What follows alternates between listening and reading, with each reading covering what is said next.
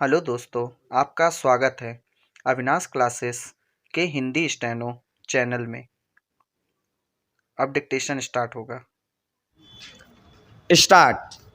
भारत के आर्थिक विकास के लिए महात्मा गांधी ने उत्पादन के साधनों के विकेंद्रीकरण पर बल दिया था। उत्पादनों के साधनों के केंद्रीकरण से कुछ व्यक्तियों का देश की संपूर्ण अर्थव्यवस्था पर नियंत्रण रहता है। कुछ मुट्ठी भर व्यक्ति लाखों व्यक्तियों के जीवन पर नियंत्रित करते हैं। बाजार में वस्तुओं की कमी उत्पादन करना, वस्तुओं के लिए मनमानी कीमत वसूल करना तथा सामान्य जनता का शोषण करना, यह उद्योगों के केंद्रीकरण का ही फल है। आज के प्रजातंत्र के युग में भी उद्योगपति जनता के एक बहुत बड़े भाग पर नियंत्रण रखते हैं। यदि हमें हमारी प्रजातांत्रिक व्यवस्था को जीवित रखना है तो आर्थिक मामलों में प्रजातांत्रिक व्यवस्था लानी होगी। उत्पादन के साधनों का विकेंद्रीकरण आर्थिक प्रजातंत्र लाने का एक साधन है। पैरा उद्योगों के केंद्रीकरण के फलस्वरूप बड़ी बड़ी मशीनों से माल निर्माण करने योग्य छोटी छोटी मशीनों का उत्पादन बड़े पैमाने पर किया जाना संभव होगा। समाज में पैसा कमाने वाले पूंजीपतियों का प्रभाव था, इसलिए बड़े कल कारखानों को प्रोत्साहन मिला। सरकार ने भी बड़े पैमाने पर केंद्रित उद्योगों को ही पसंद किया।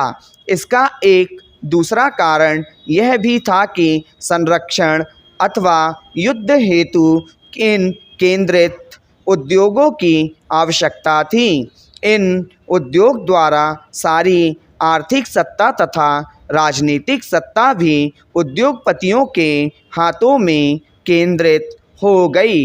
इस प्रकार सरकार तथा लाभ के लिए व्यापार करने वाले उद्योगपतियों द्वारा आधुनिक समाज के भस्मासुर को पैदा किया गया तथा समाज में सत्ता, मुनाफा तथा युद्ध के तथ्यों को अपनाकर शांति, सद्भावना, सहकार, स्वतंत्रता और बंधुत्व के लक्ष्यों की अवहेलना की। पैरा गांधी जी के अनुसार बड़े उद्योगों पर आधारित अर्थव्यवस्था में हिंसा अवश्यम्भावी है।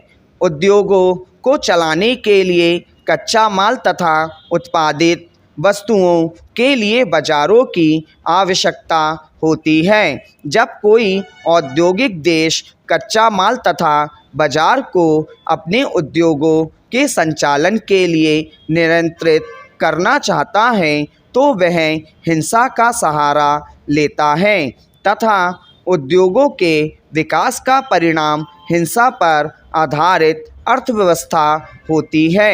जिन्हें यंत्रों का मोह है, उन्हें चेतावनी देते हुए गांधी जी ने कहा कि यंत्रों पर जोर देने से मनुष्यों के यंत्र बन जाने का खतरा है और जो यंत्र युग के बनना चाहते हैं उनके लिए गांधी जी ने यह कहा कि वे गांव के लोगों को यंत्र द्वारा जीवित रखना असंभव है। जिस देश में 60 करोड़ जीवित यंत्र पड़े हुए हो, वहां निर्जीव यंत्र बनाने की बात निरर्थक है। पैरा आज उद्योग उपभोग वस्तुओं की कीमतें बढ़ रही है। गांधी जी की राय ने उत्पादन में कितनी ही वृद्धि क्यों ना हो जाए और बड़े उद्योगों में कितना ही काम धंधा क्यों ना बढ़ा दिया जाए। यदि हमारी अर्थव्यवस्था का आधार लगान, कर्ज, मुनाफा, भाड़ा आदि रहा हो तो बेकारी और गरीबी की समस्याओं का निराकरण हो ही नहीं सकता। अंत में सारी मजदूरी उक्त लागत के बाद कीमत में शामिल हो जाती है।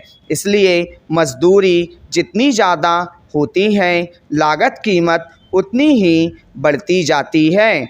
नतीजा यह है कि वस्तुओं की बिक्री कीमत से मजदूरी कभी अधिक नहीं हो सकती, जिससे वेतन वृद्धि की मांग का कभी अंत नहीं हो सकता। स्टॉप।